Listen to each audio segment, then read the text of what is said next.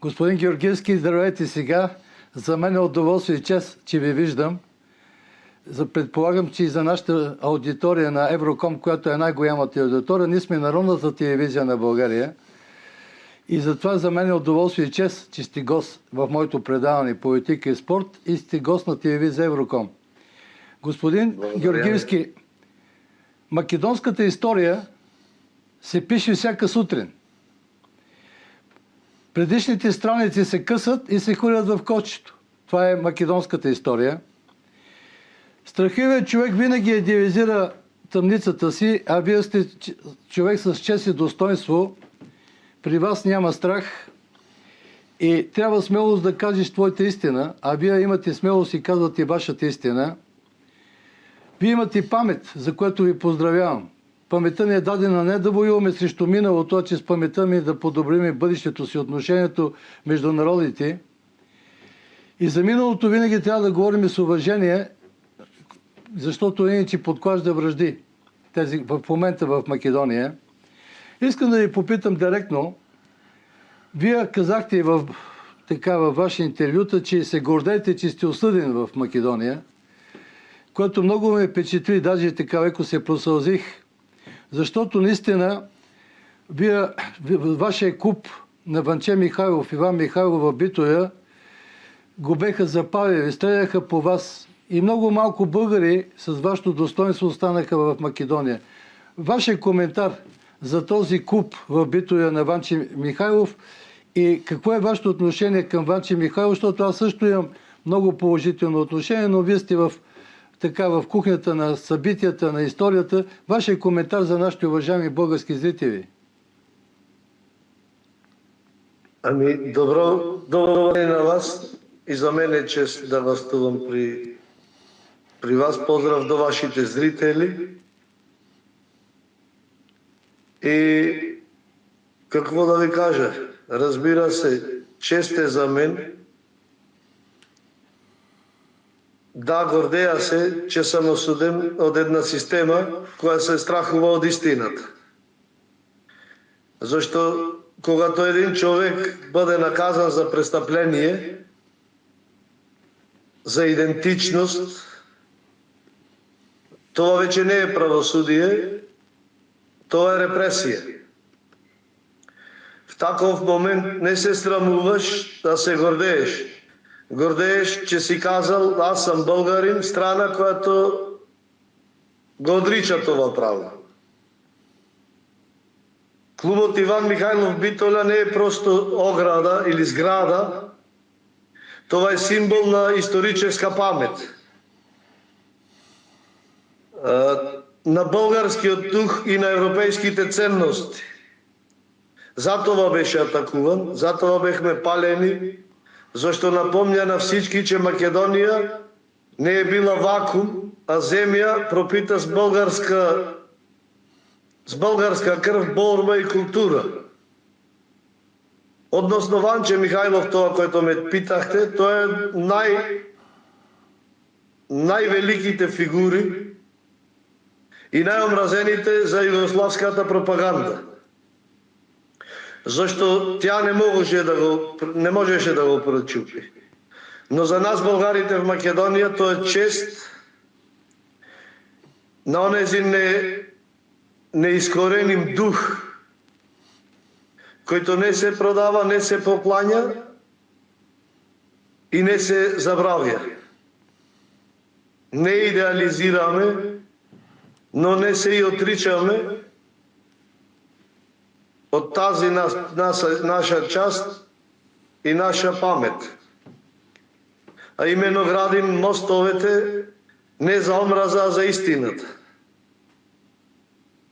Както казавте за пресъдата, тоа е чест за мене, че во такви времена со толкова малку даденост да си поне во сянката на тези великани, които са давали животите за българщината в Македонија.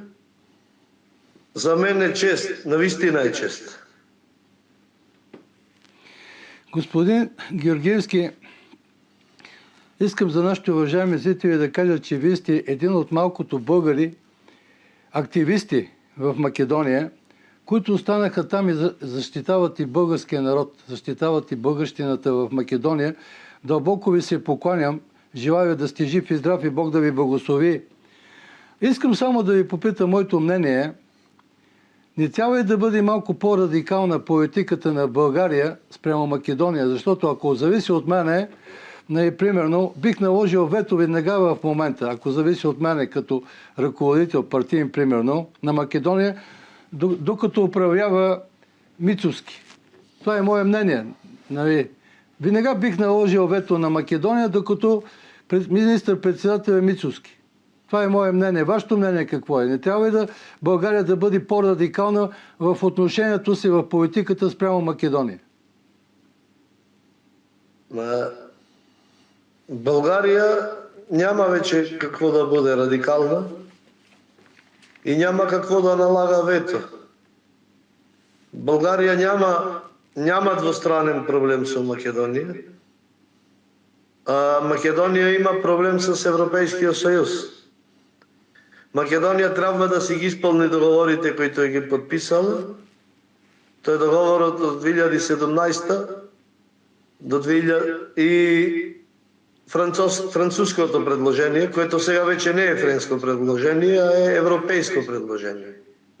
И докато Македония не спазва тези споразумения, които ги е подписала, докато не вкара българите в Конституцията на тази страна, това ще му бъде.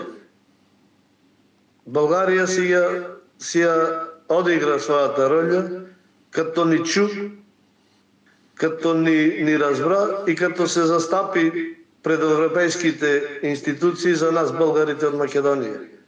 Това е достатъчно и мислям, че сега вече проблема е европейски на Република Северна Македония, а не двустранен между Македония и България. За по-радикалните мерки трябва да мислят политиците какво ще кажат.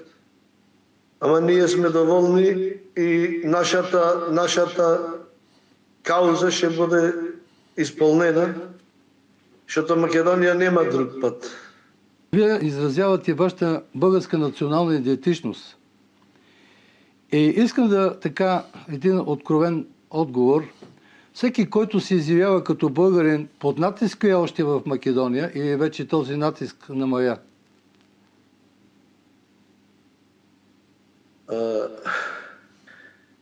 Аз не съм един, който се изразява като българи. До мен стоят хора, защото сам нищо аз не можех да направя. Ама това, което го казахте, абсолютно е вярно. Република Северна Македония днес не е просто трудно, а и героично да се заявиш като българин. Това не е личен избор, а граждански подвиг. И всеки, който се дързе да изрече аз съм българин, автоматично се превръща в мишена на институциите, на медиите, на службите.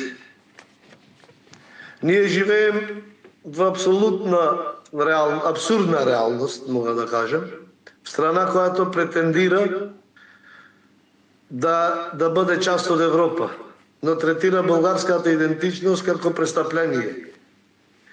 Унижава правото ни на памет, на език, на културна принадлежност. А най-страшното е, че се мълчи тук. Мълчат политиците, мълчат дипломатите, мълчи обществото. Свикнало е с тази омраза. И затова казвам, да си българин в Македония не е просто самоличност, това е смелост до някакъв степен. Това е избор да живееш изправен, дори когато иска да се скриеш. Това е вярност към предците ни, към историята ни, които не се продадоха, и отговорност към децата ни, които няма да ги оставим да живеят в лъжа. Истината е като мъж, тя не заслепва онези, които живеят в брак. Но за нас това е посока. Да напомним, че сме били и че ще останем българи до края. Господин Георгиевски, искам само да ви кажа, че много българи и много партии застават за тях. И една от истинските национални партии, която е масова и народна партия, партия Свобода, и лидерът на партия Свобода Влади Симеонов иска да ви поздрави за вашата патриотичност. Той дълбоко ви се покланя за вашата българска идентичност, понеже те са българофили цялата партия, и с няколко думи да ви каже само той. Господин Георгиевски, първо поздравления, респект и адмирации за достойното поведение и коража, който показвате. Вие направихте и нещо друго, успяхте да обедините институциите българските с народа. Разбирате, че вашата кауза е на целия народ кауза, за което също ви поздравявам. Това е нещо, което не помня кога за последно съм го виждал. Разбирате, че всички сме зад вас. Бих искал да ви задам един такъв въпрос. Какво е, ако решите да вдигнете едно знаме, защото вие в момента сте и символ, какво бихте написали на него? Какви думи бихте застанали за това знаме? Благодаря ви за хубавите думи. Благодаря ви за подкрепата, която оказват всички български партии. Така. Таква подкрепа не е просто морална, тя е духовна. Тя е рамо между съвестта на народа и борбата за историческата истина. Ако решите да дигнете едно знаме на въпроса, ако дигна знаме, на това знаме няма да има омраза, няма да има отмъщение, а ще има памет и истина и бъдеще. И на това знаме би написал, че истината не обединява, България и българщината в Македония ни е в сърцето. Тези думи не са лозунг, те са живот тук, който го живееме. Защото българщината в Македония не е просто идея, тя е съдба.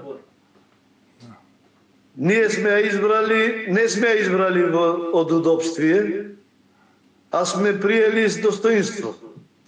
въпреки страха, въпреки репресиите, въпреки пропагандата, която е тук. И ако днес има едно знаме, което носим, то е знамето на историческата истина. Това не се вее от политическа суета, а от кръвта ни на предците и от солзите на потомците, които искат да живеят без страх и да кажат кои са. Това би дал аз. Господин Георгиевски, Благодаря ви. за да приключим този уникален култов разговор, в какво вярвате преди да приключим предаването? Моля, не ви чух. В какво вярвате? В какво вярвате? Ами... В успеха? Вярвам. Благодаря ви за този последен въпрос. В какво вярвам? Вярвам, че истината не умира. Може да я прегазат, да я забранят, да я осеят, но не можат да я унищожат. Духът на Иван Михайлов бдее над Македония. Ние сме Михайловисти. Со вдигната глава го носиме това име Ванчо Михайловисти. Вярвам, че България не е само държава, тя е дом за всички свои чеда, където и да се намират. Вярвам, че българският народ и понекога може да е изморен от политическите ситуации, разединен или заблуден, носи дълбока справедливост в сърцето си. И когато дойде време на избор, винаги застава на правилната страна на историята. Вярвам, че ние, македонските българи, не сме сами, че има хора като вас и като господин Симеонов и като всички наши брати и сестри в България, които усещат с душата си, че на една несправедливост към част на народа е рада на целия народ. Най-много вярвам на младите, в онези, които няма да растат во лажа. Вярвам, че нашата борба не е напразна, защото след нас ще дойдат други, по-свободни, по-смели и по-непремерни. Борбата ще продължи. Българщината в Македония била е со векове и ще си остане. И да живее България, да живее Македония и да живее Иван Михайлов. Духът на Иван Михайлов. Господин Георгиевски, за мен и за нашия екип, за нашата телевизия, за нашия български народ беше удоволствие и чест, че ми бехте гост. Желая ви да сте жив и здрав, цялото ви семейство, всички около вас, съмишленици, да сте живи и здрави. Бог да ви благослови и ние много ви обичаме. Благодаря ви. И още аз да ви кажам, че вярвам, ще дойде ден, не е далеч, когато да бъдеш българин в Македония, няма да биде престъпление, а чест. Благодаря ви. И тогава няма да се нуждаем от защита, а ще се нуждаем от уважение. Да сте жив и здрав. Благодаря ви, имайте хубав ден. И на вас. Хубав ден. Да сте жив и здрав.